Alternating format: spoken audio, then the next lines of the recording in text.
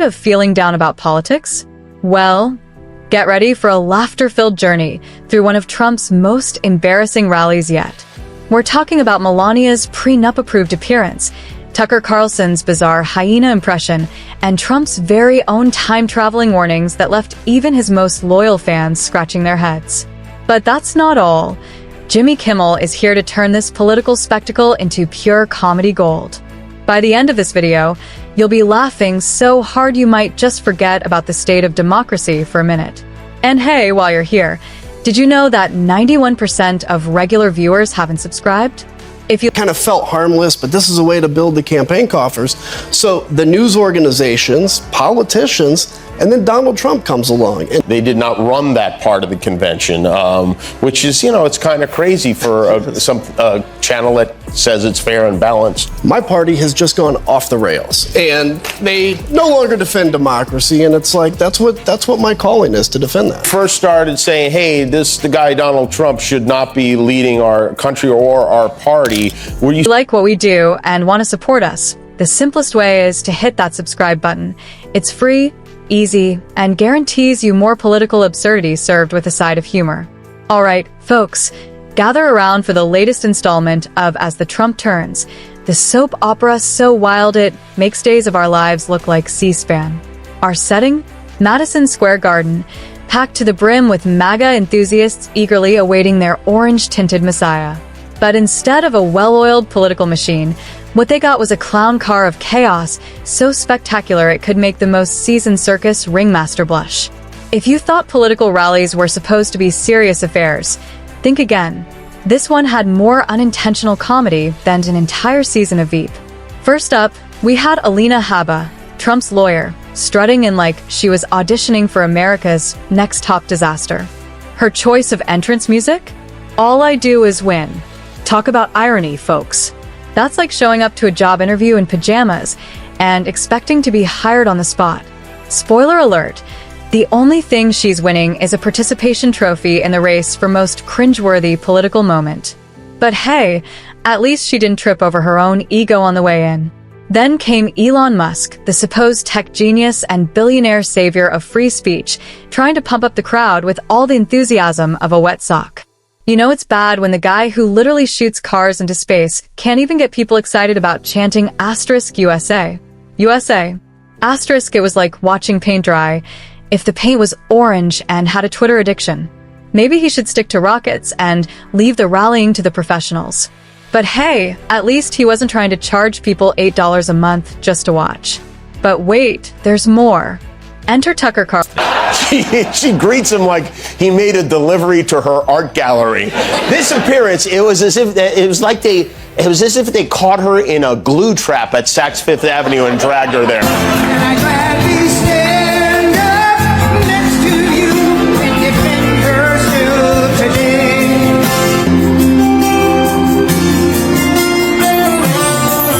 Carlson, looking like he just escaped from a boarding school for evil preppy kids. His laughter echoed through the arena like a hyena with hiccups, so awkward that even the crickets were considering early retirement. You'd think with all that Fox News money, he could afford a better evil laugh coach. Seriously, Tucker, if you're going to sound like a cartoon villain, at least commit to it. Give us your best mwahaha and own it. And then, of course, we have the man of the hour, the big cheese himself, Donald J. Trump. Now, I don't want to say he was overcompensating, but his entrance was so grandiose it made Kim Jong-un's military parades look like a kid's birthday party. It's like he forgot he was running for president and thought he was auditioning for the role of the next Marvel supervillain. There were so many flashing lights, dramatic pauses, and fist pumps that I half expected Thanos to walk out behind him and snap the whole thing into oblivion. The whole rally was so cringeworthy it made Kamala Harris's closing arguments look like Shakespeare, and that's saying something, folks. It wasn't just a political event. It was a contest to see who could embarrass themselves the most. And let me tell you, there were no losers in that competition. Well, except maybe for American democracy. But here's the kicker. While we're all busy cringing and laughing, something interesting is happening. Young voters are actually getting more politically engaged. Turns out, Watching these political shenanigans unfold is like a twisted form of civic education. Who knew that the path to political awareness was paved with bad hair dye, Twitter meltdowns, and dance moves that would make your dad's wedding performance look like Dancing with the Stars? Just when you thought this rally couldn't get any weirder, folks, buckle up for a wild ride through the twilight zone of politics. Our orange-tinted hero took the stage, ready to wow his fans with his unique brand of wisdom. But instead of brilliant insights, we got a trip through Trump's personal time warp. First up, Trump warned that a vote for Kamala Harris is basically a vote for World War II. That's right, folks. Apparently, we're heading back to 1939. Looks like someone's history book is a few decades off. Maybe he thinks Harris is secretly plotting with Hitler's ghost? Who knows? But hey, at least he's keeping us on our toes.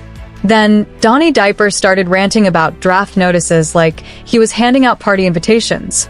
Pretty ironic coming from a guy who dodged the draft faster than he dodges questions about his taxes. It's like watching a cat trying to teach dogs how to climb trees. Amusing, but not very convincing. But the real kicker?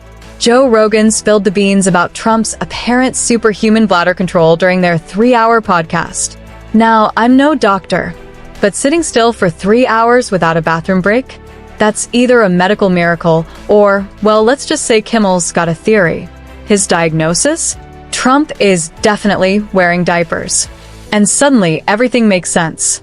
The stiff movements, the constant shifting during speeches. Maybe we should start calling him the commander-in-chief of Depends. From time-traveling warnings to diaper rumors, Trump's rally was less Make America Great Again and more Make America Cringe Again. But here's the thing. While we're all busy laughing and face-palming, something fascinating is happening. Young voters are actually getting more politically engaged. It's like these rallies are some kind of bizarre social experiment to see how much cringe the human mind can handle before it snaps. Think about it. Who will break first?